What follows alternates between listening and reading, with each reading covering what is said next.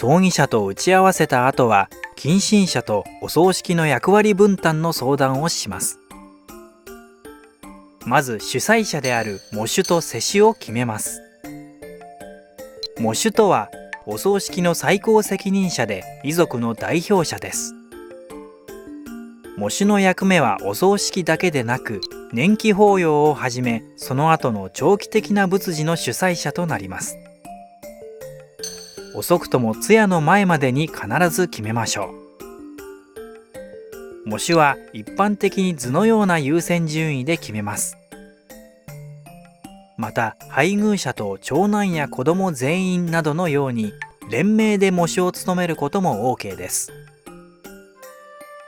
ただし生前個人が喪主を指名した場合は、できる限りその希望に沿うようにします。また親よりも子供が先に亡くなる逆縁では、本来親は喪主をやらないのが慣習でしたが、今では親が喪主を務めるのも一般的になっています。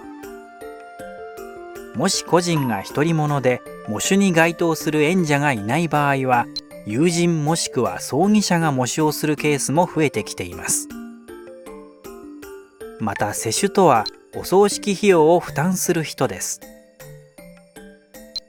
喪主と世主が同じ人物であることがほとんどですが、喪主が未成年などの場合は近親者が世主としてお葬式を執り行うこともあります。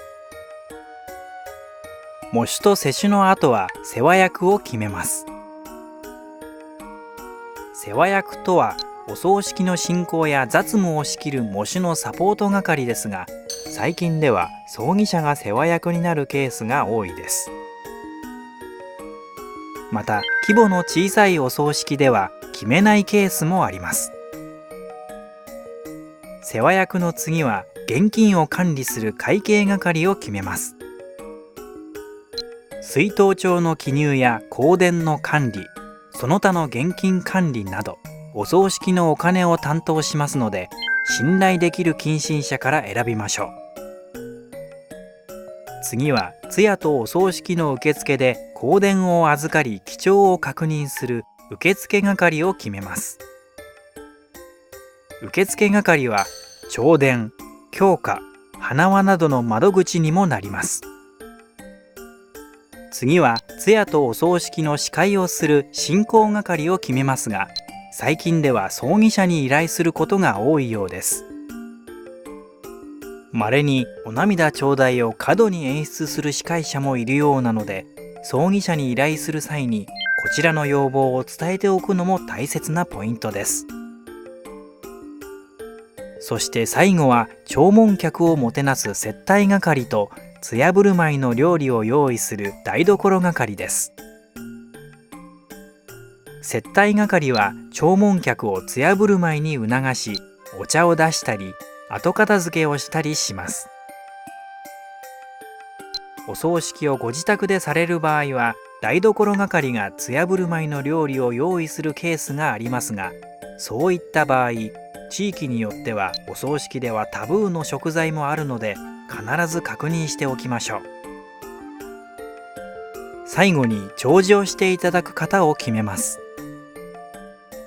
そもそも弔辞とは、個人の親しい友人が個人の思い出を語りかけ、安らかな永眠を願う別れの言葉です。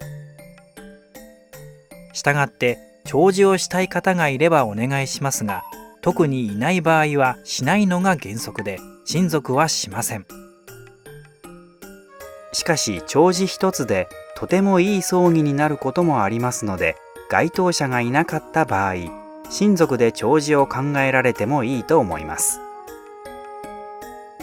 おおむね役割分担が決まったら、電話で親戚や職場関係、町内会などにお葬式の連絡をします。連絡内容は誰が、いつ、どのような形で亡くなったのかを伝え、お葬式の場所と日時に加え、こちらの連絡先を伝えます。